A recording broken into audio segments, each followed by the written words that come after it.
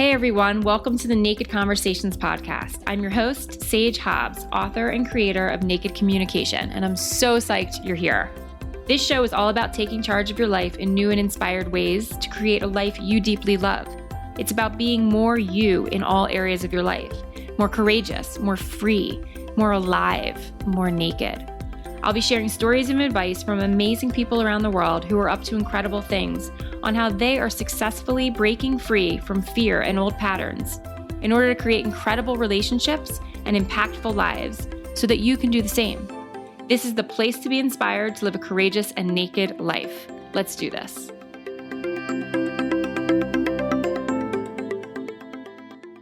Hi, everyone. Welcome back to Naked Conversations. I have an extraordinary guest to introduce you to today, Sera Snyder. And before I dive into that, I want to make sure you know where to find the resources mentioned in today's episode over at sagebhobbs.com/episode-25. While you're over there, you can also check out the free resource guides available to you. There's an incredibly powerful one around how to make requests effectively and get better at exercising your voice and getting what you want. You can find out how to work with me if you've been wondering about that for a while. I work with a select group of amazing women who are out to change the world in some way and need some support around how to leverage their voice more powerfully and authentically in the world.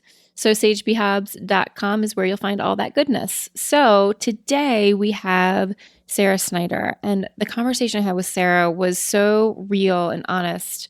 I was so inspired by her story, her vulnerability, her willingness to share it with so much passion.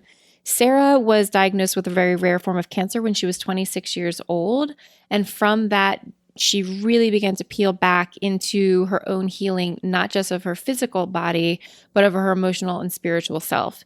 And after almost a decade working in healthcare, in administrative roles, she began to use what she learned with the hospital systems and in her own patient journey to really fill the gap she noticed in the healing process. And we get into that today. We look at questions of how do women deal with their anger, and when they don't, what is the cost of that? We talk about how we heal in community, but that's something so missing in the normal healing process. And she also gets into how to really be the CEO of your own healthcare. She has done incredible work with raising money for this particular form of cancer that she had with fundraisers. She's been featured on USA Today Health and Wellness, Men's Fitness, the Dr. Oz show.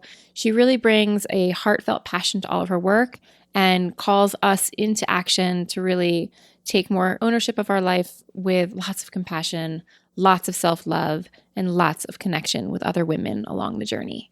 So without further ado, let's listen and talk with Sera Snyder.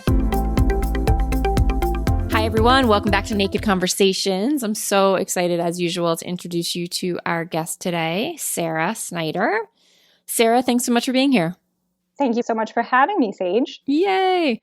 Okay, we're going to start with a question that I ask everyone because I find that at the heart of being really naked and vulnerable and self-expressed is courage. You know, it really takes some. So what I always ask all my guests first is, what does courage mean to you? Wow, that's such like a deep question to just start off with. I'll just come with the first thing that comes to mind, because I think my definition of courage probably has ebbed and flowed with my journey in my life. But what courage means to me right now is just the willingness to show up as you are, the willingness to be vulnerable, especially in community and in those places where people need you. I just think that the most courageous women that I watch are the ones that show up and show all of their messy. I just think it's more courageous than anything we could do is to be able to show our full selves, the full expression of ourselves. I love that. I love that so much also because, you know, in my work with Naked Communication, and this podcast is Naked Conversations, the extension of the book, it's really about that. It's how can we encourage, inspire, empower women to show up more fully no matter what and really lead with the full extent of their power and their voice behind them. And it really does take a ton of courage to show up. I love how you said in all of your messiness. So thank you for that. So will you please share with the audience a bit about your story and how you came to do the work that you do now? Oh, wow. That's a lot. Yeah. I know. It's a big one. People are like, where do I begin? But just begin where it feels natural to begin. Yeah.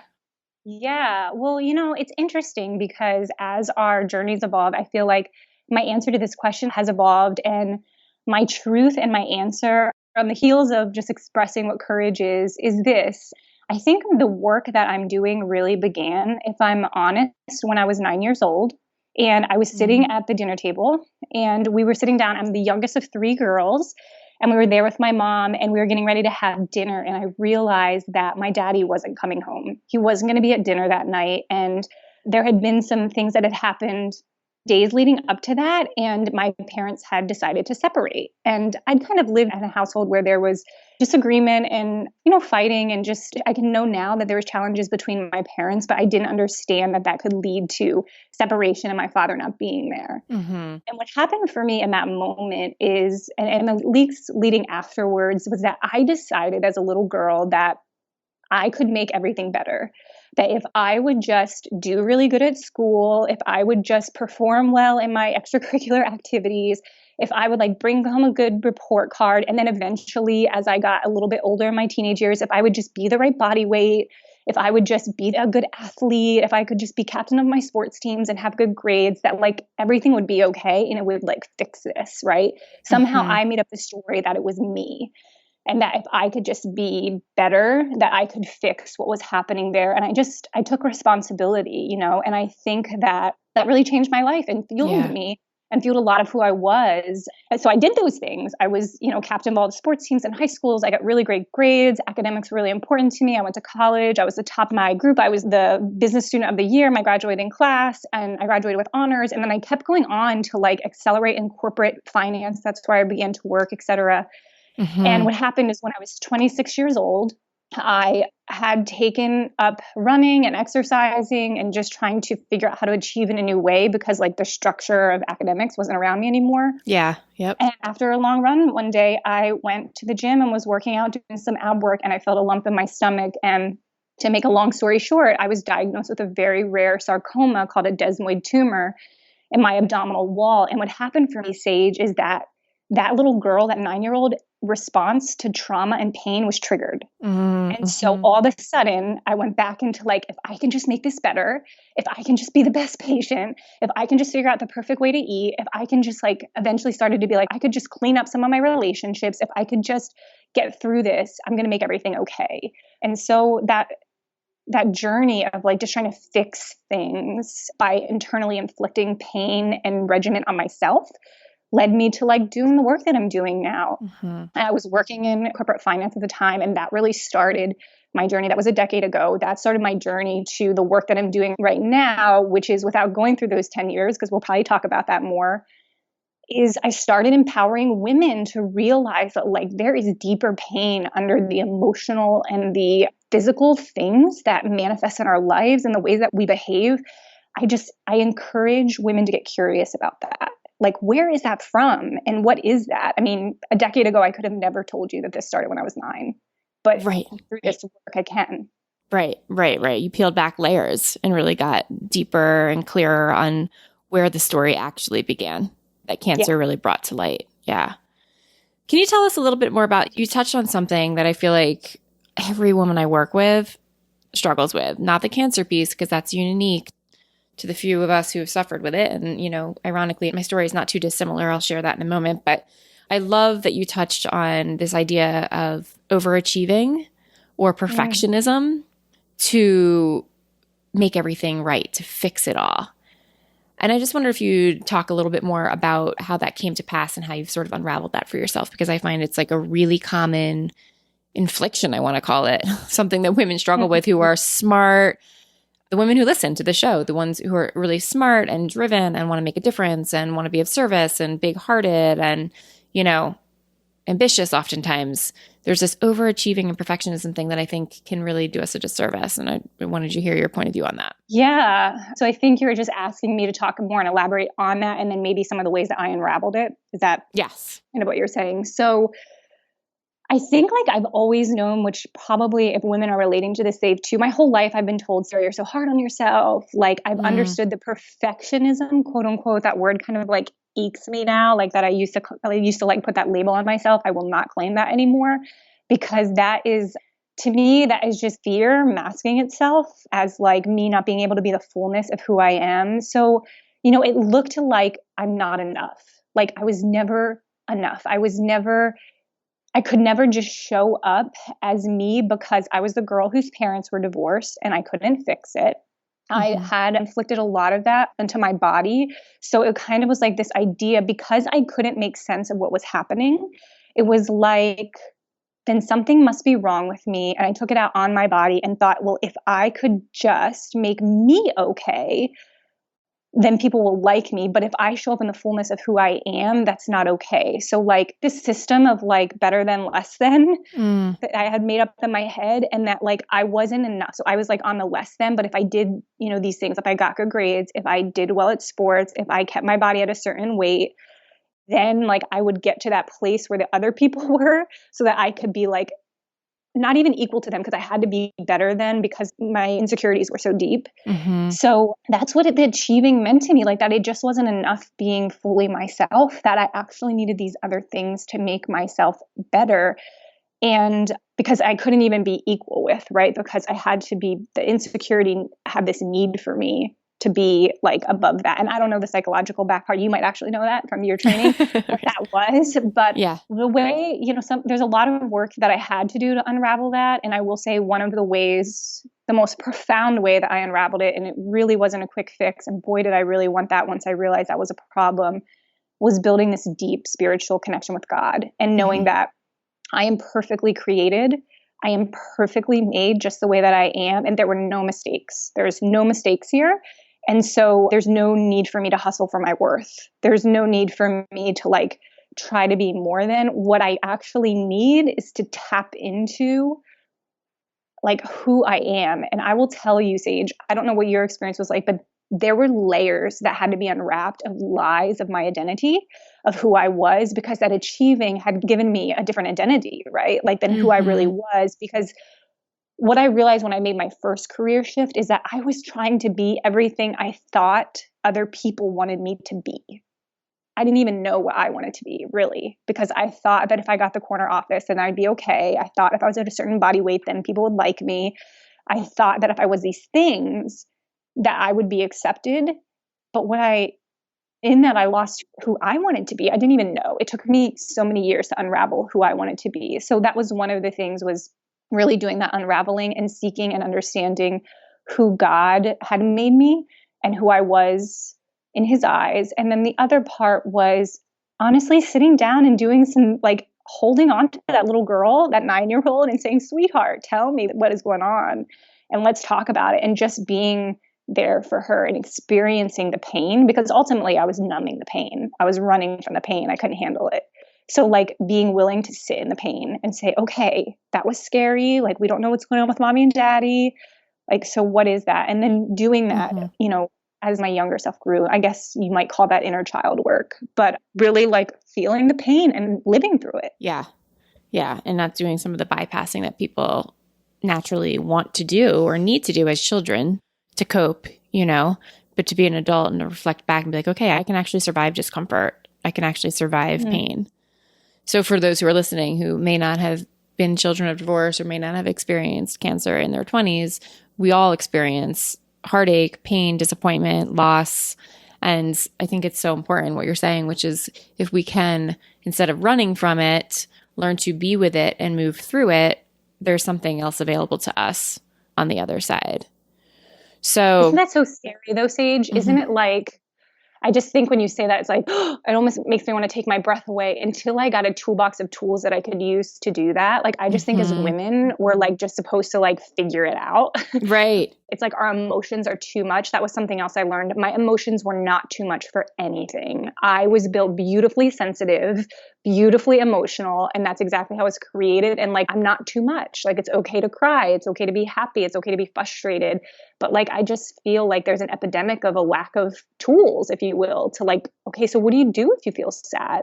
I've been actually recently processing through the emotions of anger and grief for certain things. And like, I'm like, what do I do with these emotions? They're like so big. What is a woman to do with anger? What is a woman to do with anger? That's a great question. That's a great question. So, this is interesting to me because we didn't know each other really before we got on this phone call together, other than some mutual connections and acquaintances. And it's so wild because at 23, I had cancer, and I was always a really overachieving, driven, striving young woman as well. And it really did shift my perspective on the way I lived my life forever. And it did move me into a new way of being. And so while I do not think one needs to go through cancer in order to get there, I do think that there is something around when the foundation of your life is rocked in some way. Again, it can be any number of small to big traumas. There's the opportunity, at least in hindsight, sometimes not when you're in it, but in hindsight, to reflect back and ask these questions that you're now asking. Like, what do you do if you feel all of these emotions? So what do I do with sadness? What do I do with anger? I really love this question, actually, of what is a woman to do with anger? Let's just go there for a second. I bet you do this with some of the women you work with, because you work with women who have been cancer survivors. Yes? I work with women who've experienced health crises. So it can be anywhere from women who've experienced cancer is definitely my main place, but I also work with women who have chronic illnesses like thyroid conditions, adrenals. I've also walked through that, and I think that I understand that.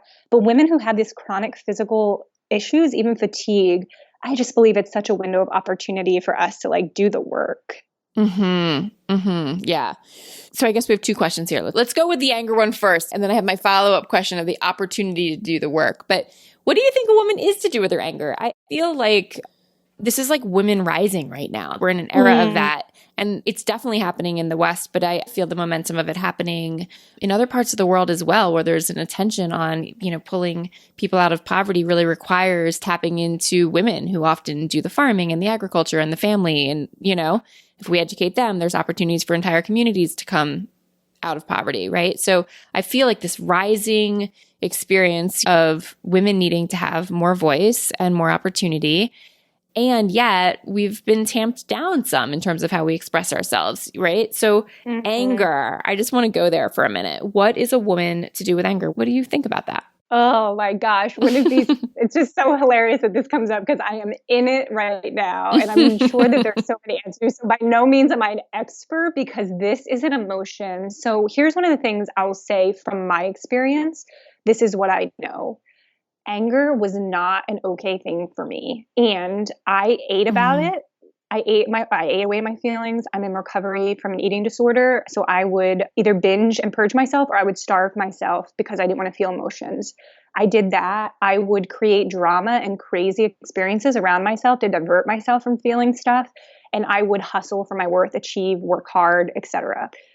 So in this journey, there's really a reason I'm using this to answer this question, because I got the opportunity in this healing decade to stop doing those things. I've learned tools to not do those. So now the anger comes because I've been numbing that. So I don't know the answer that what you're supposed to do to it because I've been resisting it for decades. But here's what I know I do, and my spiritual practice brings up for me now. I call trusted friends. I literally pick up the phone and say, I am so angry. And I don't know what to do. I literally did this a few months back. I was driving and I felt so much anger and I didn't even know what the anger was about, Sage. And I just was like, what is this? I don't know what to do with it. And she just said, just feel it. It's okay. Go get a punching bag if you need to punch. Go just feel it. But also, I did that. And then the next thing I needed to do when I, asked that question of myself the next day was I needed to sit with it. I needed to let the anger rise up through my body and rise up through me. And I needed to experience it. And then what I did after I was able to just allow that experience of the emotion and live through it, like we talked about earlier, I lived the other side of anger, was say, God, how do you want to use me with this? I live in Charlottesville, Virginia. And so I really had to tap into this a few months ago when a lot of the chaos ensured in my town. I was so angry about what was happening. And I don't even know how to explain this, but there was rage in the air. It was so uncomfortable. Yes. And that's exactly the practice I had to do. I just felt like, who are you to come to my hometown and to bring your rage and anger in? And when I did this process that I just shared with you, and I'm realizing as I'm talking, that's what I did. I sat with it. I felt it. I put pen to paper. I journaled about it. I got clear about how I was feeling. I sat in silence. I asked God how to use me. I just felt an overpouring of compassion for the anger that these individuals that came felt. I wondered where they had not been able to express who they are or what their experience was. Because I have an experience with anger, which I just shared with you. But there's also they're trying to express anger too, right? Mm-hmm. And it's just like, what's beneath of that? So I don't know if that answers your question. I mean, I throw it back to you. Yeah, no, it's great. I'm really blessed that I came from a family where anger was okay. In my work, and I'm 40 years old now, and I spent 10 years as a counselor in public schools, and I've done transformational and personal development work, literally all my life because my parents were interested in it as well. So I've had lots of opportunity to explore the way I work and the way others work. And what I'll say is anger, what I've gotten from that is that I had more space in my family for girls to express anger than most girls get to have. And I'm super grateful for that in some ways. And in other ways, anger is kind of one of my go-to emotions. And I don't really like it. So I sort of come in my anger, I have to deal with it in a different way, which is how do I respond and not react, right? Because I actually feel pretty comfortable with anger, like coming through me. And I think that I don't want to suppress it, but I want to be able to like kind of dance with it. There are times to feel angry when the hateful, racist, anti-Semitic things were happening in Charlottesville. There was a place for anger, and I really am clear raising a son and a daughter and then working with women in leadership and women in self-expression. Like we have to be able to feel anger. No anger means absolutely numb to what's going on in your life. And that's not okay to me, right? We don't live thriving lives from numbness, as you mentioned earlier. So I love the things you do, and I do many of the same ones. I have to breathe. So for me, the very first thing is I have to breathe when I feel anger. And like I said, I feel it more often than I wish I did. Like many mornings when I'm trying to get my children off to school, I just have to breathe. And it sounds silly, but like I can feel it in myself, it's like a vibrational thing. And sometimes I need to walk away and take a moment to myself. And then when it's these things like right now, I'm thinking a lot about the shooting in Florida that just happened. If you're listening recently, there was just a horrific school tragedy in Florida in the United States. And my husband works at our local neighborhood high school, and my children attend school, and I worked in the schools, and I'm a mom, and all of it, right? It's really coming up for me, a deep sense of anger at lots of people.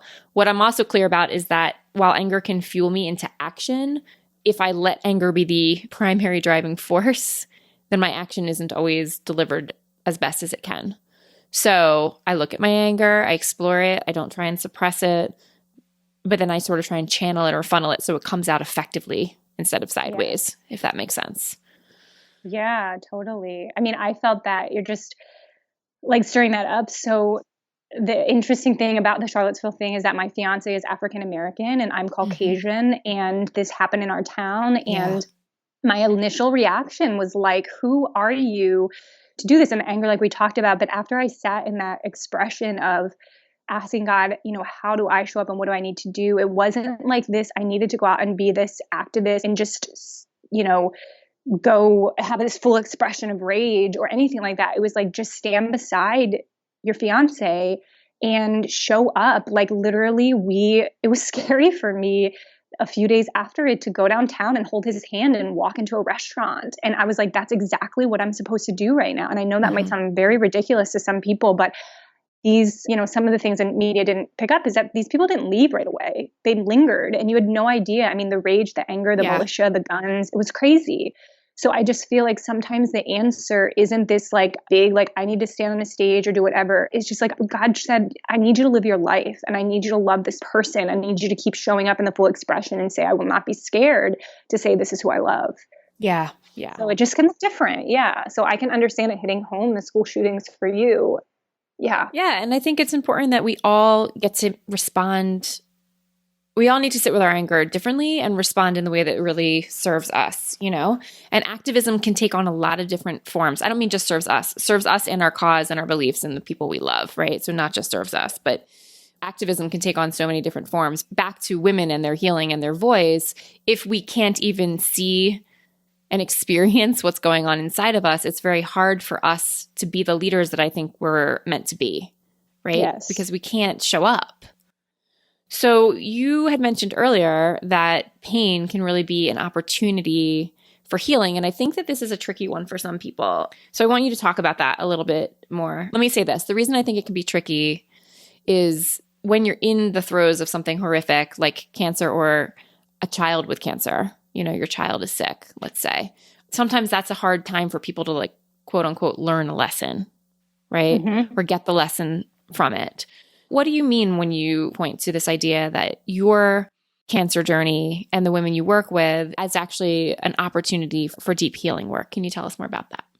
Yeah, I totally understand what you're saying. It can be really hard. And as you were saying that, it's like hard when you're in it. I was just thinking of the nights where I was on the hardwood floor of my apartment, like just on my knees, crying out, like to whoever. At that time, I didn't have a personal relationship with the God of my understanding. And it was just like, why me? Like, why am I going through this? I had a lot of chronic pain after my surgeries. So as my treatment, I had surgeries, and then I was supposed to be like, the surgeon was like, I'm done with you. It's good. The tumor's out. You're good. You don't need anything else. But meanwhile, like I was a mess. Like I feel like it's PTSD. Like, it's like, okay, I just went through this life altering thing. I have no idea if this tumor is going to come back. And so I will say yes to what you're saying. In those moments when I was crying out, and those moments lasted years, there was no purpose to my pain. It was like, if I would have probably gotten a diagnosis, I wasn't diagnosed depressed, but I was in that place where I was just so low. I'd hit my rock bottom. And I think when we hit our rock bottoms, when we hit that place of just utter like lack of control, I could not control what was happening to me. I was seeking out so much help. That is when we have this invitation to just dive into the depth of, the pain or the trauma or the suffering that could have already been there. So my example is like, it took me having this diagnosis and walking through the depths of healing to be able to understand the massive impact my parents' divorce had on me. It took that for me to finally be able to see and admit that I had been at war with my body for decades, and to diagnose my eating disorder and to deal with that pain, but without pushing myself to my knees into that depth of pain. I would have just kept going up the elevator to the office and working in the corporate environment, which for me just wasn't right. That's right for some people. For me, it just wasn't right. I would have kept pretending that I was, doing my thing here. Yeah. And it just wasn't a thing. So I think it was like this invitation for me, like, okay, Sera, do you really want to like look at why you're here and look at like what you're really doing for you, which goes back to like what I said earlier. It helped me to see that like you're doing everything you think everybody else wants you to be, but do you really want to like know what you're here for? And I will tell you without fail, Sage, when I swear we heal in community. I swear we heal in naked conversations, as you call it. When I do my retreats and my women's groups, when we get together and we start to talk about our, chronic health issue, it always ends up about some kind of trauma in our childhood. It could be the divorce of a parent. It could be sexual abuse that happened at a young age. It could be traumatic bullying from people at school. It could be whatever, but that's what comes up. It's not about like, there's this surfacey stuff where we'll talk about, and I say this kind of lightheartedly, but really there is some trauma and stuff that comes from the treatment. So we'll also like talk about that, what it's like to walk through the current healthcare system and like what they're going through. But it always trickles down to like, okay, we need to talk. Like, this is what we need to actually talk about. And then they can't believe they're talking about that because they've never talked to anybody about it before. And it's like, that's it. Like, let's talk about that. And then there's this freedom that comes from walking through the work. Yeah. It's profound and it's scary stuff. So I love one of the ways that you do it. I want you to share more about this. Tell me about this connection between healing and community. You mentioned it, but I want to dig into it a little bit more. I think that for me, it's one of the like most profound ways that we could ever heal. I actually think, I'm going to like boldly say this, I actually think we can't heal unless we're in community. And community can be 2 people or it can be 10 people or it can be 100. But I think you come into alignment. There is something that happens, and I kind of coined this a couple of years ago, when you allow somebody to say me too. I know that takes a lot of weighted meaning right now, which is, probably the same thing, but there's something when a woman expresses something that she's never expressed to anyone else in a group of other people. And somebody else says, that happens to me too. That happened to me too. I feel that too. I feel like shame lives in loneliness and lives in isolation. And so we isolate ourselves and we don't talk about the things that we're expressing. So for example, women with chronic illness, the things that we say to ourselves in our head They're angry and mad at themselves about being fatigued. Mm-hmm. They're angry and mad at themselves that they couldn't find the right treatment the first time. They didn't do enough research. So they kill themselves doing research, trying to figure out how to do just the right thing. And if they would have just done the right thing, that they wouldn't be where they are. And they screwed it all up. And then they're mad at themselves because they actually found the quote unquote treatments that worked for other people and the diet changes and the lifestyle changes, but they can't maintain them. There's something that's happening for them. They can't maintain it. So they're a really bad person because they can't maintain that diet, or they can't afford to take those supplements, or they can't get themselves out of bed to run every day, or they really know they should do this like meditation, but they can't be quiet. Yeah. So much self-blame. Yes. But when you sit across from someone else and they're like, oh my gosh, I am struggling with my meditation practice, or, oh, I've tried to go paleo and it's so hard. I just ate a whole 6-pack of chocolate and donuts last night. There's like freedom in that. But then and then go deeper, right? So then you build this level of connection. And then you say, oh, I think when I was 9 years old, somebody inappropriately touched me. Or even saying like, I've had women say like, something's not right with my husband right now. Like, I just think that we're not communicating, or XYZ is happening. And another one will say, oh my gosh, we're experiencing the same thing. And then we have freedom. Yes. We have the freedom to be like, me too. And like, let's talk about it. And then all of a sudden, it's like the women come in with these weights on their shoulders. And then like the weights are like, I don't even know where they go, but they fly off. And then this thing that they haven't talked about for years, decades, or lifetime, all of a sudden is all they want to talk about. Just let them talk about it for a couple hours and we're okay. I just feel like one of the big things I believe through my work is that loneliness is a lie, and it is an attack on our like fullness. And that we just need to break that and come into community, and we need to just sit with other people, and we need to witness people's experiences, and we need to have people witness our experience. And there's so much freedom. I think all my healing has come from allowing somebody else to witness me. Yeah. Wow. So you said so much there. And we said before we got on this call that we might talk fast. Well, that's where I'm really passionate. Can you tell? Yeah, I love it. I just want you to say a little bit more about this idea that loneliness is a lie. Because I find all the time in my work as well that women are seeking the desire to be more intimately connected to other women. And they want deep, meaningful friendships. They want to be able to take off the mask, get more naked, show up more fully as themselves. But I've never really heard it said like that loneliness is a lie. And I want you to extrapolate a little bit because we went over it pretty quickly there. Yeah, I think that, I can just give an example. I literally just had this experience yesterday. We're both entrepreneurs, and as entrepreneurs, we can spend a lot of time alone. And I was spending a lot of time alone. I ended up having a coffee date with someone yesterday, just out of the blue. It was like a connection from a connection. Somebody connected us, and I was just like, oh, I don't really have time for this, and I don't even know this person. I don't want to show up. And I showed up, and just within like the first 5 minutes, she was like, hey, I'm going through this in my business. There's this like instant authenticity. I think we had started attracting those people when we start telling our truth. I don't know if you've had that experience. Mm-hmm. There was this instant like authenticity with her and vulnerability. I'm like, man, this is really hard today. And man, I'm really struggling with getting straight with this in my mind. And all of a sudden, like the weight that I've been carrying for several weeks was just like broken because I got to talk to somebody else about it. And she shared that she had also had that experience. And I literally can't think of like the specific things we talked about, or I would right now because we're having naked conversations. But anyway, so what I've found from most of the women that show up in the work is that they have been isolating a lot. And one of the reasons I think that we isolate is, one, because of shame, that what we're feeling, we should not be feeling. Mm-hmm. That like everybody else has it figured out except for us. And if we would just be smarter, brighter, if we would just be stronger, we would have it figured out. I also think that it's a way of just like keeping ourselves small and from doing hard work. One of the things I've learned on this journey is owning those things that I feel and like being willing to say them out loud vulnerably. And I think the other thing is that we're so afraid of what other people might say about us if we say that, or how they might reject us. We're so afraid of rejection that we actually don't ever give anybody the opportunity to accept us. So like if I just don't say anything, you can't reject me, but also you can't accept me. Mm-hmm. We can't be loved. So I just feel like loneliness is this lie that keeps us separate and keep us isolated. And if we're separate and we're isolated and we're in a mental chatter of like that we're, stupid, or that we're not courageous, or that we're not smart enough, then we'll never show up and be able to shine our light, right? So I think loneliness is this lie that wants to keep us small and keep us quiet.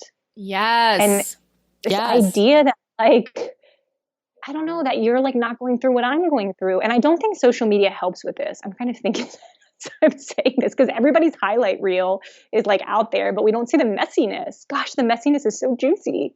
I know. The idea that loneliness keeps us small and keeps us quiet, and that by having people that we women are sometimes so afraid of being rejected that we also miss out on the chance of being accepted is profound. If we stopped it right here, it would be like mic drop. You know, I mean, that is to me at the heart of why I even want to have naked conversations. Because to me, it's like you and me right here, two of us having this conversation together, grappling with how do we manage our anger? How did we survive cancer? How do we have relationships that have struggles and have to manage racism within our own relationships, and then the anger that arises, and how do we show up with our own courage? And I mean, it's so awesome to be able to even just model that in some way, because it is a deficit. We really do live under the guise that if we stay quiet, stay small enough, play safe enough, do the right thing, you know, we will somehow make it out unscathed, which I'm just here to say that doesn't work anyway. No. It doesn't work anyway. It never does. It's like such a false, yeah. I mean, were you like that before you got diagnosed? Were you like kind of I don't know your full story, but I want to hear it all. Wait, hold on. We're spinning the interview tables here. I'm kind of actually myself like, Sage, tell me more. But you know, no, I wasn't, but I think I had a unique situation. Like I said, my mom came from a family where self-expression was quite suppressed when she was growing up, and her reaction to that, and actually my dad in his own way too, they had very different backgrounds, but my dad also they were raised much more to sort of sweep it under the rug and not bring it to the fore. And both of my parents did their own work, and they kind of swung the pendulum the other way, where they chose the opposite path, which was to like give a lot of space for my brother, sister, and I to be really self-expressed and out there. However, I'm not enlightened. I'm a hot mess like almost everybody else. And I continue to do a ton of work on myself to manage my not enoughness mindset. You know, I was the oldest of three. I went to an Ivy League school. I graduated with honors. I wanted to take care of my siblings in that way that eldest do. My parents got divorced when I was in middle school. I mean, you know, I too, while I felt like a lot of love and acceptance for who I was, I have been my own worst critic, you know, in terms of the idea of, well, you wrote a book, but it wasn't New York Times bestseller, you know, that kind of thing that I've done to myself. So not to go into my own story too much, but yeah, I've had to walk that path, and I continue to walk that path. And I continue to, after cancer, I had to just show up in a whole nother way and manage fear differently. Fear was what really got triggered for me.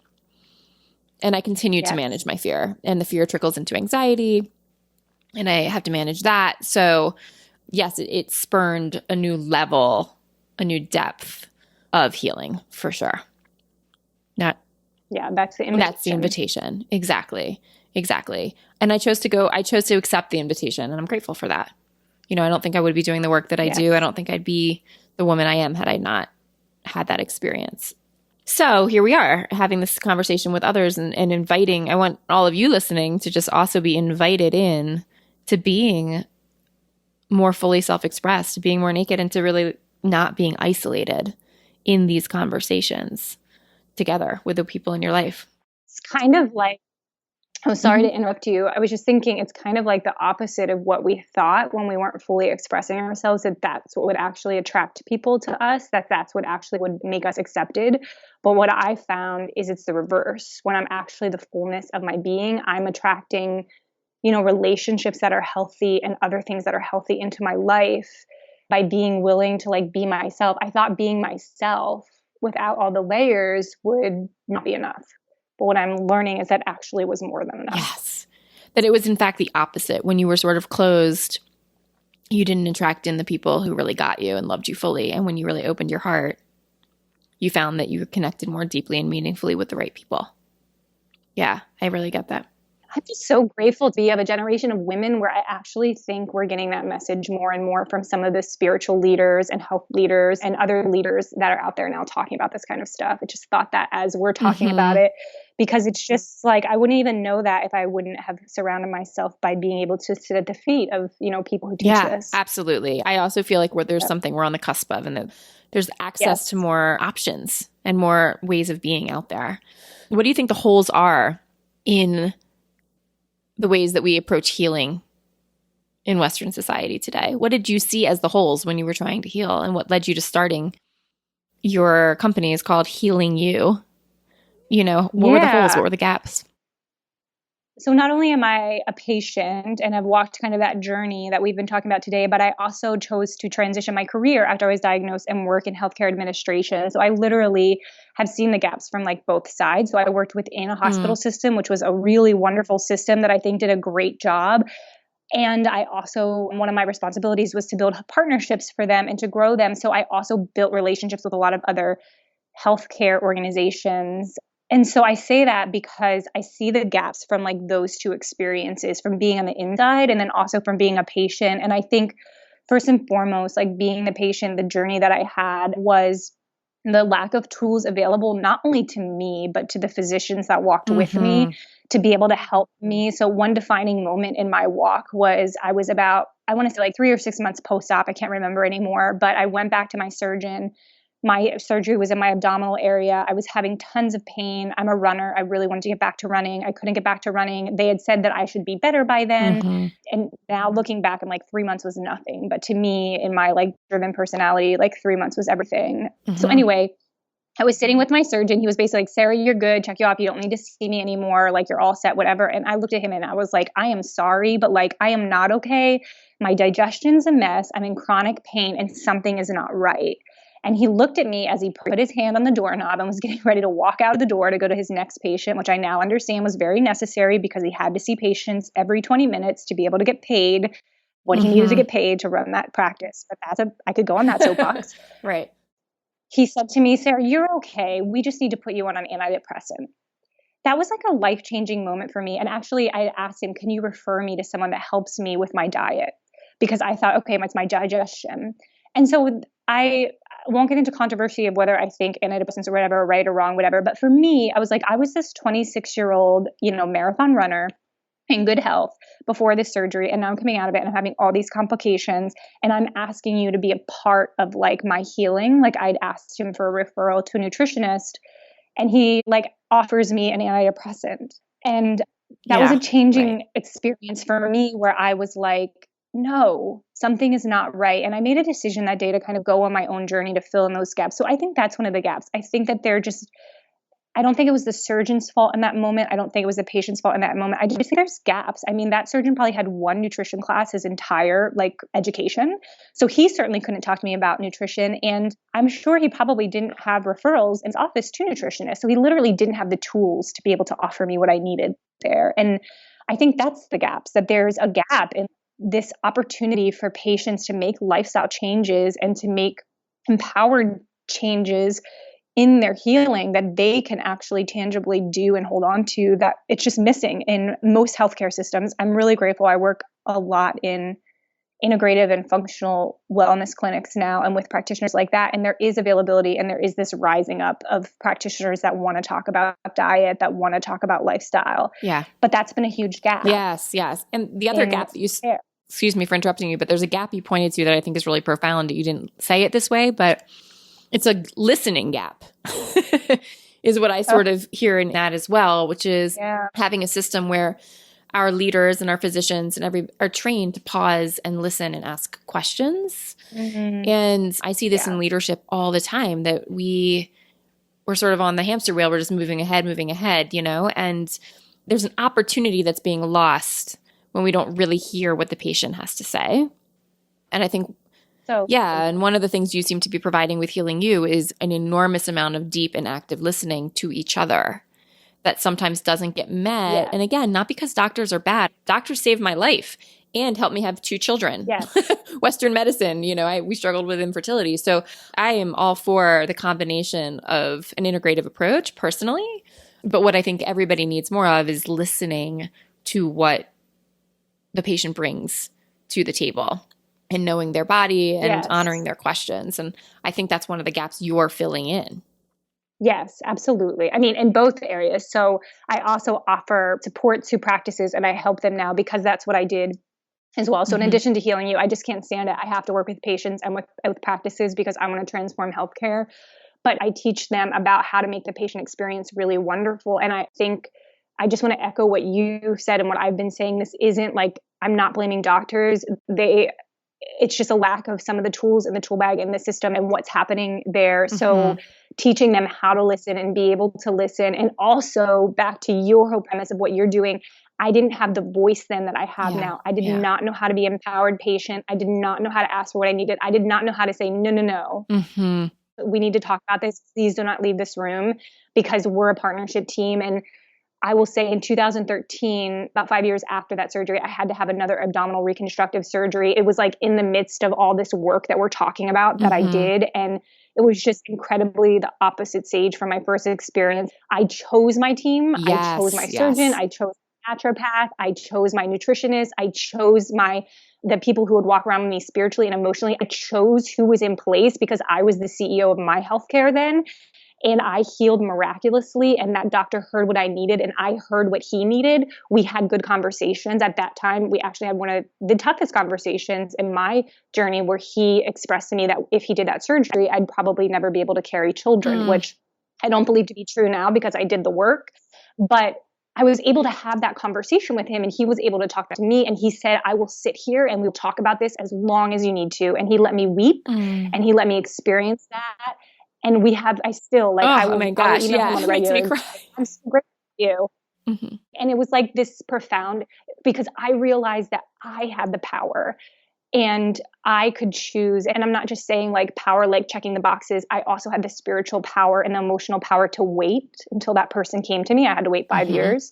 And when they came, my team was in place. And so he listened to me and he still listens to me. And I send patients to him all the time because he's amazing. I traveled across the country to be his patient. And I just love that you caught that, Sage, because actually the last day of the retreat, one of the things we do is we just sit and listen for each other. And it's the most powerful time. I didn't even know that that's what we needed. But I mean, if you just put women in a room and allow them to express themselves, we just heal each other. I mean, there's some boundaries, but like you create a safe container. You have to create that safe container. But there's profound power in actually being able to express yourself and have somebody hear you. Yes, definitely. So that was, I forget what your original question was, but that is some of the gaps that I saw, the listening, the gaps access to resources, knowledge, and the understanding. Lifestyle choices. Like once I took that empowerment upon myself, and I had to do a lot of the research myself, but I started making lifestyle changes. Like food is my medicine now. I eat a certain way. I take care of myself. Exercise is a part of what I can do. Rest, which we need to talk about that more. Sleeping. Yes. I just did a big presentation 2 weeks ago in Philly on rest and renewal. And like, gosh, we are hustling. Hustling. And let me tell you, that power comes from rest. But like my rest is also a part of my healthcare. Those places are missing. And that's actually what we do with, the weekend retreats too, is we rest. We take time and just stop being a mom, stop being a patient. We stop being like whatever, title we have over us, and we just rest. And give for ourselves permission to do that. Yes, we need to give. So Sage and I give you permission to rest. Exactly. Today if you need to rest. I know. It's really, there's a culture of busyness having value right now that's really extreme, that feeds into our not enoughness mentality. If we're not super busy, super slammed, somehow we're not worthy. Not successful. Yeah. I want to go back real quick to something you said that I just really loved, which is about being the CEO of your own healthcare. You used that phrase and I was like, oh, yes, to that, right? So I want to expand it and just invite people to consider being the CEO of their lives. You know what I mean? Like, oh, wait, I get to choose who I spend my free time with, and I get to choose who takes care of my body. It landed for me super strongly because that was one of the biggest things I got. You asked, how did I change pre and post cancer advocacy for myself in the healthcare system? I've never gone backwards on that. Like I just won't stay with, I'm just now made myself an appointment with a new physician because I just won't stay with a physician that I don't feel really heard by, who I feel really sees me, gets me, and knows what's going on with my body. I mean, I'm well, but I have a relatively complicated history for somebody who's 40, So I just love that you pointed that out because we don't do that. We assume that we shouldn't ask. But of course we can ask. Yeah. So can we just stop here for a minute? Because I feel like we're like in a session of like giving people permission. So like, I just want to give women permission that are listening to this too. So this is what we're talking about when we're talking about like not backing down as a patient. You deserve to be heard. If your physicians or anybody on your team, anybody is not listening to you or giving you time to listen, then there are physicians out there that love to listen to you and understand that in listening to you, they can diagnose and treat you more fully. So like you can be listened to and you can have time spent with you. And there are tons of amazing doctors out there who want to talk about what you're eating and what's happening in your family and what's happening at your job. Like that actually matters. Yes. So like if you can find a physician that does that, that's what we're talking about. You should be able to understand how to get in touch with your doctor and they should respond to you. You should have some kind of way. It's like the day of the patient portal. You should get responses. You should understand how to communicate. Like it's a service industry. That's what blows my mind. Right. It's healthcare services. So like you can find physicians that do that and know that. And I just give you permission to keep searching. I thought that I had to just go with the guy that like I was referred to and I had to stay with him and I did. And like, it really impacted my healing. But yes. Yeah. Yeah. I think we just to like release that. So when you're a CEO, you get to hire and fire. Right. Thank you for underlining that. I just really love that you underscored the invitation for people to really speak up on behalf of their own well-being. It's just huge. So I want to sort of pivot a moment before we end this because I really want you to speak to, it's so clear to me that you've really stepped into a leadership role in healthcare transformation and in women's healing. And I'm really curious about how we can inspire other women to see themselves as leaders. I find that a lot of women shy away from this idea of leadership, like the word leader. They don't think of themselves as leaders. So I guess what I want to ask you is, how have you come to see yourself as a leader in healthcare transformation and women's healing? What does that leadership look like to you? Well, I think I've been very blessed to have my experience. So I will not allow my experience to like go null and void, to like not mean something. Not that I'm trying to create purpose out of it, but I do believe, I got to walk through it and see things as a patient. And I had the opportunity to work in an incredible healthcare system where I got to see the insides, right? So I've seen too much to not have a responsibility. So I don't know that I like stepped up and was like, all right, I'm ready to put my suit on and be a leader. I think it's a responsibility that to whom much is given, much is required. Like I have been given the opportunity to transform. This time of my life of being on the floor, crying out in pain, asking for healing was not that long ago. It was like, a decade, 6 to 10 years ago. So to have that happen for me, to be able to find the work and to be able to do the work, which is courageous and it doesn't come from me. It came from a ton of people that went before me and lifted me up and stood beside me as I did it. There's just an intense amount of responsibility. And I just can't stand back and see women be in these pain that have these beautiful stories and they have this responsibility to continue to elevate our society, not use their voices because they think that they have this chronic pain that will never go away. I believe in the fullness of our physical health. I believe in the fullness of our emotional health. I believe in the fullness of our spiritual health. And so I feel responsibility because I've been given an inside glimpse to that, right? Like, why would I do all of this work? Well, I would do it to find my purpose here, but why was I chosen as someone to have a glimpse of both sides of that? And so once I saw that and I saw how there are these gaps that people aren't seeing and they're falling victim to them, I just can't be okay with it, Sage. I just can't. And also I see the incredible workers on the front line in all of those areas in healthcare, the physicians. And for me, I really just lift up those physicians that are doing functional medicine, that are doing integrative medicine, the physicians that are saying, I'm taking more time with my patients, no matter what you insurance company tell me what to do, the practitioners that are taking their extra time and their extra money to be educated about lifestyle and diet, the nutritionists, the workers that are just stepping up and doing that. And they're, some of them are being just ridiculed again, but they're doing the work themselves. So I just feel like, I don't feel like I've been called to be quote unquote a healer in the healthcare realm that way, but I've been given special gifts to elevate those people. And so it's just a responsibility. That's probably a long-winded response to say it's a responsibility to let women know that they're not crazy. Right. Yes. No, what I loved and pulled from that was that leadership as a responsibility is really, I'm not sure that I've heard people speak of it that way before. And I love that. You said to whom much is given, much is required. And from there was really, if you've been given the opportunity to see things and experience things in a certain way, there's a leadership that maybe just comes with that as an expectation, but in a good way. Right. And I think so many of your listeners probably have seen so many things that you and I haven't. And they've been given a glimpse into that for some reason. And I think that look, I had to be a pup that sat at people's feet and learned for a while. So some people might be in that season of learning and being in the work.